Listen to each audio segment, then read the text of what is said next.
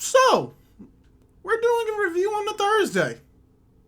Yeah, this is going to be a weird week, but we'll get right into the chapter review because we get a major thing going on in this chapter that we've been looking forward to for forever, and we're going to get right into it right after this intro.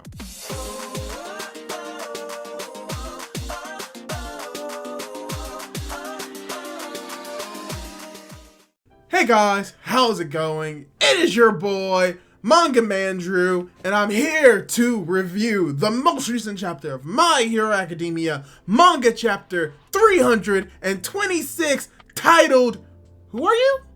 Well, I'm me, and you're you, then who's that?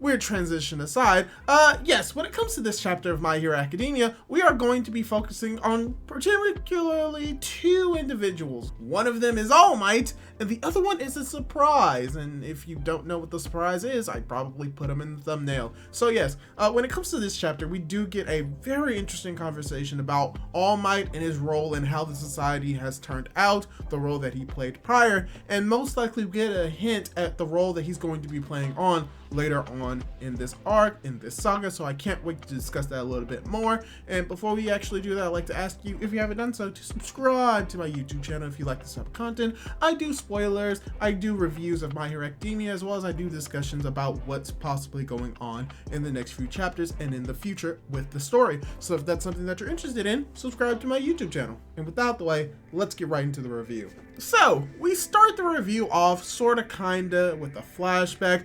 We've seen that All Might has left UA and he's now driving to apparently Camino Ward, where, where we last saw Class 1A, how they were able to rescue Deku, and also, ground zero for when All Might basically died. All Might didn't actually die, or did he? We're actually going to get into that a little bit more, but all we see is Toshinori driving. He's remembering everything that happened with Deku and how he's feeling really guilty about it as he's returned back to the site of Camino Ward, where he has found Deku's mask that fell off of his face, and he begins to pick up and think about everything that has gone on. He begins to think and remember the conversation he had with Eraserhead, with Aizawa, about how the fact that he's alive, that's the only thing that is giving people a peace of mind. And Toshinori is really thinking that, is that really true? That he allowed his student, his pupil, to struggle, and how the society that he is looking at right now is in this state because of him. He's blaming himself for this situation, and someone isn't having that, because guess who shows up? Stain with a katana, pointing it right at Toshinori's neck, because of course he would. He's Stain. He's literally called the hero killer. Of course he would attempt to kill All Might, as he says that this is a slight against the heroes, or this is a slight against the heroes, as he's threatening to kill Toshinori. So we're finally getting the confrontation and the conversation that was set up many chapters ago. Actually, it was during when All Might was talking to All For One for the first time. He also wanted to talk to Stain, but he was unable to do so. So now he's able to talk to Stain now. This is the conversation that many people have been looking forward to, and it kind of ends in a really ambiguous way, and I'm going to get to that point a little bit more. But yes, we got the final return of Stain, and he is at his Stainiest by calling out All Might as being the fool, as All Might says, "Oh, you're the hero killer Stain. Yeah, I really wanted to talk to you for a while, but because of everything that happened, yeah, I was unable to do that." And Stain is like, what are you talking about? As Toshinori just comes to realize, he's like, oh, yeah, you probably don't know. Yeah, I'm All Might. Yeah, the person that you admire, yeah, I'm him, so I really want to talk to you. And Stain has probably the reaction that I never thought that I would see from Stain, and it's that he doesn't believe him. He doesn't believe that Toshinori is All Might, even when Toshinori literally bulks up to his muscle form. You have Stain that's like, no, this can't be. You can't be All Might. You're a fake. Don't you dare impersonate him. Don't you dare speak lies. What you're doing, you're a fake. So Stain goes crazy. As we have Toshinori and the reason why I'm making this distinction, and you'll figure out a little bit later, you have Toshinori who's like, yeah, am I a fake? Probably been a fake the entire time, especially leading to where we are right now. I'm the type of person that really just wanted to help people. I saw people get stolen stuff from, I saw people get stolen. It's just so crazy, and all I wanted to do was make a better place. But look at what I've done. Look at the results that I've created. I didn't create a better place. Heck, I couldn't even help my student, like, take a break. Like, all of this is pretty much my fault. I can't even look him in the face.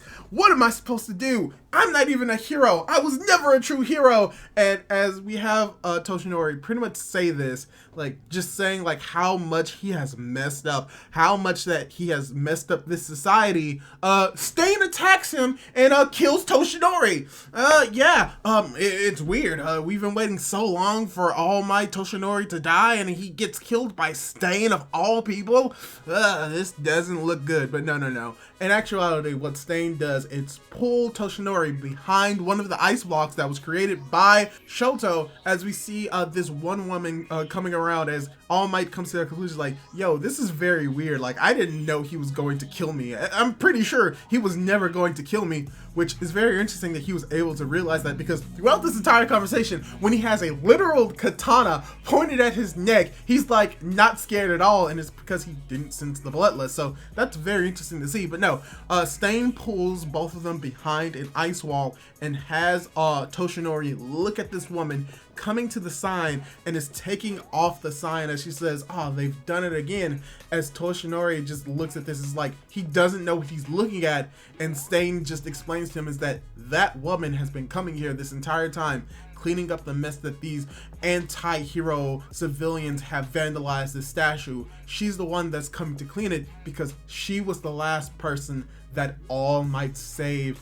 As we get a mini flashback to that woman behind the rubble, as we see the withered body of All Might Toshinori standing in front of her, saving her. This is not necessarily a deep cut, but I'm very impressed that for the past few chapters we've had Hirokoshi bring up these small, minute characters, and how we only thought that they may have been throwaway characters, but in actuality, they're playing a big role in this chapter. Like the Weasel Girl, when it comes to her aspects of discrimination, and that the fact that Deku saved her led to the civilians beginning to rally behind Deku. The dude with like the multiple points on his head, which was the first person that we saw, him basically explaining to everyone that they need to stop being bystanders.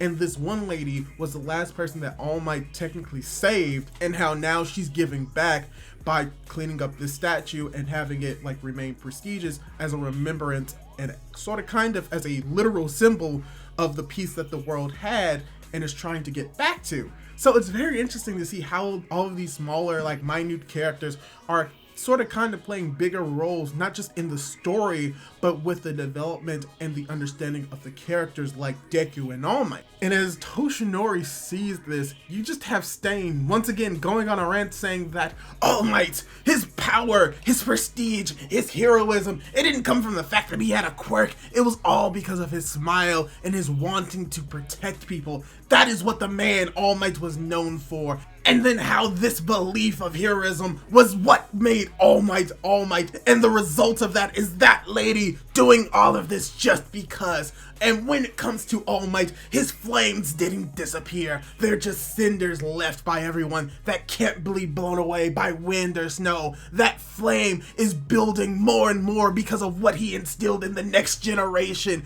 and that flame will never die as long as everyone lives. Oh gosh, why does my voice sound like that at Stain? But yeah, pretty much that's what Stain says. Stain is telling Toshinori that All Might was never the power, and that's something that we've heard before referencing Deku, but it's his determination to save people and his willingness to smile in danger that made him great, and that through that he was able to light a flame that was able to ignite everyone's like heroism to the point where even if he were to quote unquote fall, there's still people there to carry the torch and to pretty much fill that gap that All Might left because of how much of a pillar he was. and the fact that he lit that flame, and how that flame will never die as long as all of these people still live. And it's very interesting to see this because it's kind of like this idea of like he lit the torches inside of everyone else, and if they light the torches in everyone else, then the ideas of All Might will never die unless humanity itself dies, if it's able to do that kind of like lighting the torch for the next generation, the generation after that, and the generation after that. So even if all of these people that initially had this flame died, it would still rage on through everyone else. And that's kind of what Stain is telling Toshinori in this moment. And as Toshinori is seeing this, he begins to tear up as we have the hero killer Stain just leaving and saying that heroes only exist to help everyone. And that if this god has fallen from grace and gained the heart of this weak man, then maybe, as you just have Toshinori that comes to your life, you're like, wait 1 second, you knew this entire time? As Stain is like, I don't know who you are, but if you're a true hero, then use this information from Tartarus and come in me, the man who has murdered 40 heroes. Everything is for the sake of a just society. As we have the hero killer Stain say this, Toshinori crying, we see the last panel of this chapter where the lady has finished cleaning the statue, and as we see the statue's fist raised up to the air, we see the clouds dispersing. Wow! If that's not a metaphor for anything, I don't know what is, as the chapter ends. And she also says that the rain has stopped. So, if you didn't get the symbolism and the metaphor in that last panel, let me explain it to you.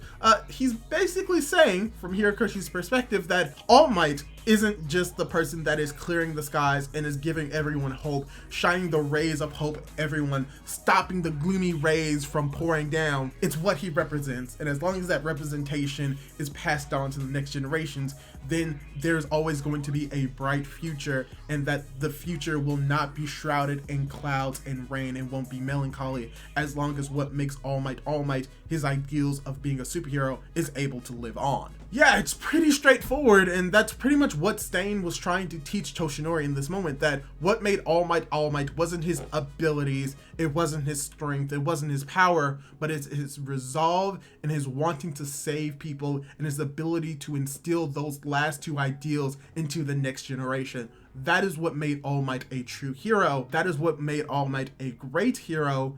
And it's that same idea that also makes Deku a great hero, not because of strength or power or quirk, but his ability to instill like hope into everyone else and his willingness to protect them, showing that, yeah, they're very alike, and that's why Toshinori was able to give his quirk over to Deku. So, what is very interesting about this chapter is that we're seeing both sides of what All Might did. We've always been focusing on the negative, how because All Might was this pillar, it led to this society that was crumbling, that was sort of kind of destroying itself, and we've been blaming All Might for this. But then we also have to remember that, well, yeah, he kind of helped destroy the society, but then again, he was also the one to help build it up with his ideals.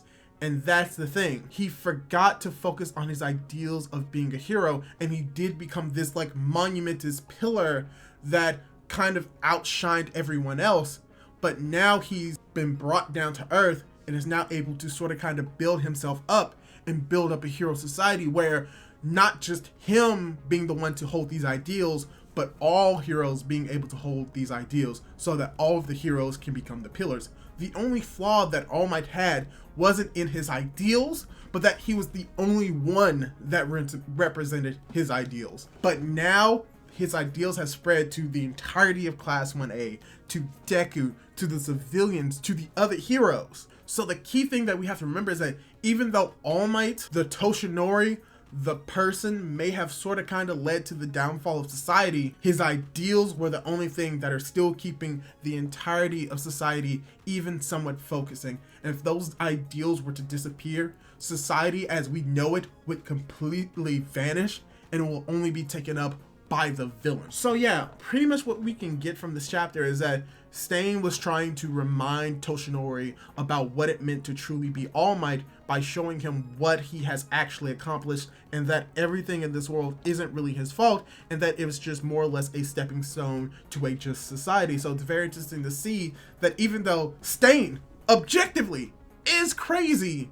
Some of the ideals that he has are very true to what it means to be a hero, and we've actually seen those results play out in a way. So, going into what I think is going to be happening in the next few chapters, by the way, very great chapter, really enjoyed it. I think this is going to be set up for not just All Might to go after All For One, Shigaraki, as well as find the other villains in Tartarus, but this is going to eventually lead to a second war, I believe. And I think that it's going to be a little bit more quaint, a little bit more smaller, because we have a lot less heroes, but the heroes that we have are actually true heroes, and that we won't have to face like a whole lot of villains, but there are still a lot of villains. So if anything, even though technically the war we're most likely building up is going to be smaller when it comes to numbers, it's going to be huge when it comes to the ramifications of what's going on, because it's going to define whether this society is going to be built on the ideals of All Might, Deku, and what All Might was and still is, or it's going to be built on the ideas of Shigaraki and All For One and ruling over people or destroying everything. So this is probably going to be the pinnacle, or it's going to be the turning point for where the war is going to go, which could potentially lead to All Might doing his role solo while giving the kids information, because from what we're seeing, Stain wants All Might to kill him, because we've seen what happens when a villain wants a hero to kill them. It normally doesn't end well, but maybe it comes to a point where All Might has to kill Stain for like his deeds, and that it will not taint him as a hero. Or perhaps All Might spares Stain, and that's what he was looking for, because a true hero wouldn't kill him even if he did all of these murderous acts, but it still means that he needs to be punished by the law. So very many things that can be taken from this, and I may do a entirely different discussion video on this, but pretty much what we're going to be looking forward to is either having All Might deliver this information to UA, reconnecting with Deku, and all of them preparing a plan to go and attack the villains from Tartarus, leading towards the final part of this entire story, which is coming very soon based off this, because now they most likely will have the information, and I think that we're getting very, very close to All Might dying, because he has a lot of like his ideas and his guilt resolved already, and with that in mind, he could probably die without leaving any regrets. So as long as he can get all of his regrets out of the way, he's going to die. So, or not, and he'll still die. Either way, still really enjoyed this chapter. It primarily focused on the conversation between Stain and All Might realizing that Toshinori was a shell of what he once was, and now he's regained more of that All Might status, that All Might feeling that he has lost. So it's very good to see a lot more characterization for not just Stain, but also All Might Toshinori. So yeah, that's pretty much all I have to say about this chapter. Hopefully you enjoyed it. Hopefully you liked it. Hopefully the translations were alright. There were some things that are still confusing, but hopefully you can read the official translations when they come out tomorrow on Friday. So until then, hopefully I can catch you guys in my next videos. Leave a like on this video, subscribe to my YouTube channel, leave a comment down below, as well as hit that bell to be notified for whenever I upload more content. Do all that cool jazz, and hopefully I'll be able to catch you in my next video. Goodbye!